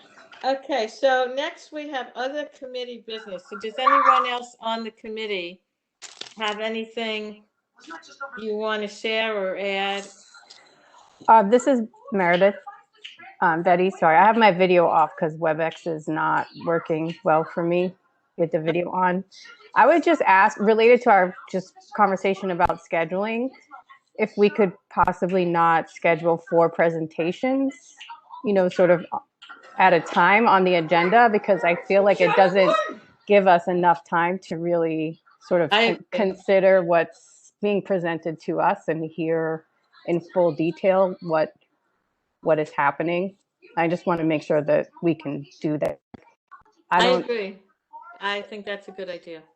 I mean, tonight we had I another. am happy to get your enthusiasm, Chair Feibush. I mean, we had another presentation scheduled for tonight, that didn't happen. So imagine if we had had a 4th one. I feel like we had to cut everyone short. Like the PAR, I think, we maybe had some more questions. Like, I'm not sure if I fully understand like what their recommendations were and is the outcome of that. And, I totally understand that there wasn't time, but in a, in a different setting. Do you think I shouldn't have cut them off that way? No, I mean, you're doing your best to facilitate, knowing that there were items that we had to vote on too. It's just like when we have the agenda so packed like that, we don't really get to, Totally sort of agree. really talk about things. And it stresses me out because then I have to cut people off, and so I totally agree. I think 2 presentations should be enough for our meetings. And, we can give the speakers a little bit more time, or we can entertain more questions because we'll have more time. But the more people we have, it becomes very hard. And we just don't have enough time to do all of that. And I think we get better. We'll get more with less. That's agreed. What I'm trying to say. Thank you. Anthea, did you have a question? I just wanted to add, maybe, I don't know if the board office sends, when we're having presenters and they're coming to us for a letter of support, maybe we can help them better prepare as to what we need to hear in order to vote. Because we spent a lot of time trying to get a few sentences out. So maybe if we know in advance that they are coming to us with a letter of support, we can say, okay, but prior to the meeting, this is what you should be prepared to say. Sounds good. Yeah. Thank you. That way we'll know, and we're not asking a lot of questions because, at least have more clarity. I agree with that. Absolutely. Cynthia, thank you for that. I actually was thinking during that lengthy conversation that I wonder if maybe other CB2s have some sort of a form that could be filled out, because this has been an issue on other CB2 committees, and it's almost like a Mad Libs. We just think this is the information we need in this statement. I have seen a form. I actually just, through work, requested to present at 6 community boards in Manhattan, and I received 2 forms back that said, here's what you need to fill out. Here's, sort of what is your ask. It was really clear and concise. Please email that to me. I would love to see that. Okay, I will. Great. This is Thank very helpful. Wonderful. Okay, so is there other committee business? Is there anyone from the community that would like the chance to speak to us tonight? Oh, I feel badly because I believe we lost our. Is Brooklyn Boatworks still here? They waited very patiently. Chair Feibush, would it be okay to introduce a topic on behalf of the mother that needed to leave after 2 hours? Okay, so the statement is very simple. If you all remember the organization Brooklyn Boatworks that came a few months ago, I'm sure you recall the young student that spoke on their behalf. They sent a note to the district office. BBW is ready to onboard 2 schools for this spring. They've specifically identified PS 307, Dock Street School for STEAM, and the Urban Assembly Institute of Math and Science for Young Women. They are seeking introductions from any members of this committee that could connect them with any of those schools to support their petition to introduce the Brooklyn Boatworks program to a CD2 school. Hmm. So it's great news. It sounds like they've rounded up some grant funding somehow in this crazy year to be able to expand to 2 schools in our district. And they would just like our support and introductions if we have any. I think that this would be a good chance to connect her with Superintendent Samuels because he knows which schools and he has the connections. And I'm sorry that they couldn't connect at tonight's meeting.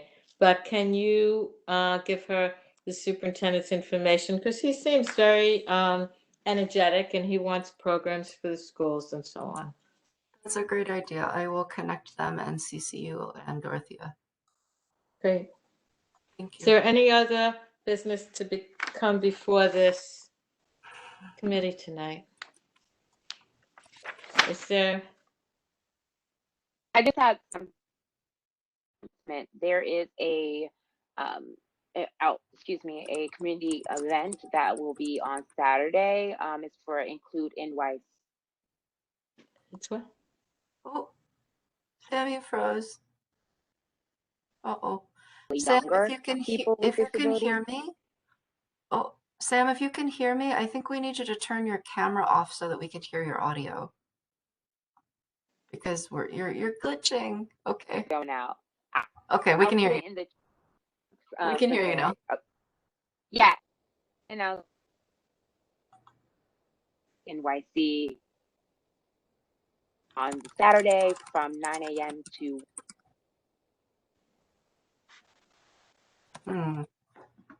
I don't see members. Sam, I'm so sorry. We're still having trouble hearing you. Could you put it in the chat? Yeah.